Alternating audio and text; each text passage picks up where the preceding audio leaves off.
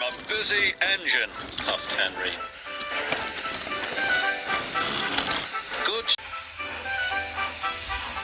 Goods arrive night and day at the docks. Sometimes Henry and the other engines work so hard that their axles ache. Roller brought in a new engine to help with the heavy workload. He was long and had 10 drive wheels. He looked very strong. This is Murdoch. He's going to be pulling freight on the main line. Ahoy, Murdoch! Shouted Salty. Welcome, Murdoch, called Harvey. You're the biggest engine I've ever seen, cried Thomas. You're a chatty lot, Murdoch said quietly. Was coupled to a long line of heavy trucks. His boiler strained, his wheels started to turn, and the mighty engine chuffed away. Murdoch longed for some peace and quiet. But everywhere he went, it was noisy and crowded. At the end of the day, Murdoch was looking forward to a good night's rest. But Salty and Harvey were full of questions.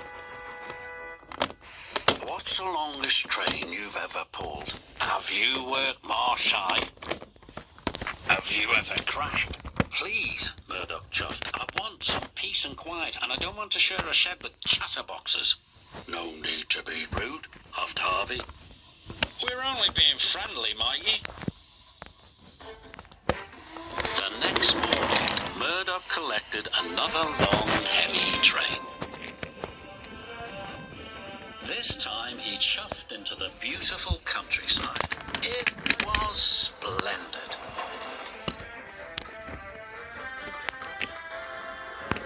At last he had some peace and quiet.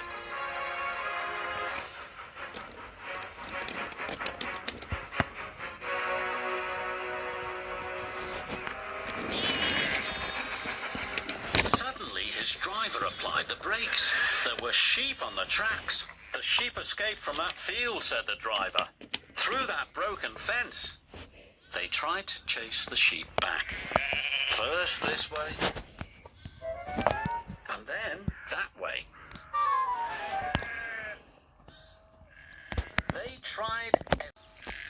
They tried everything, but nothing worked.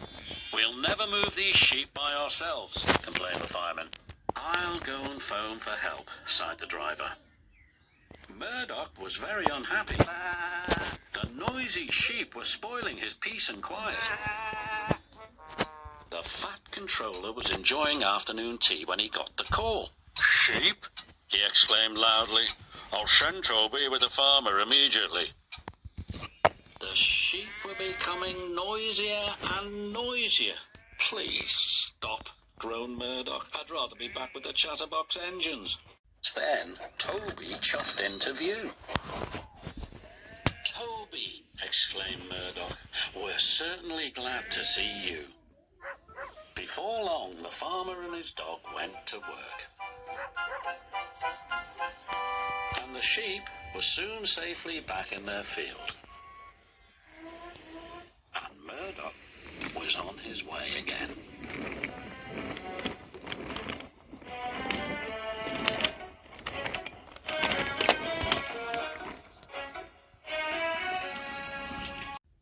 Murdoch parked between Harvey and Salty, but Murdoch spoke first. I'm sorry that I was cross, he chuffed. I'm very pleased to share a shed with you.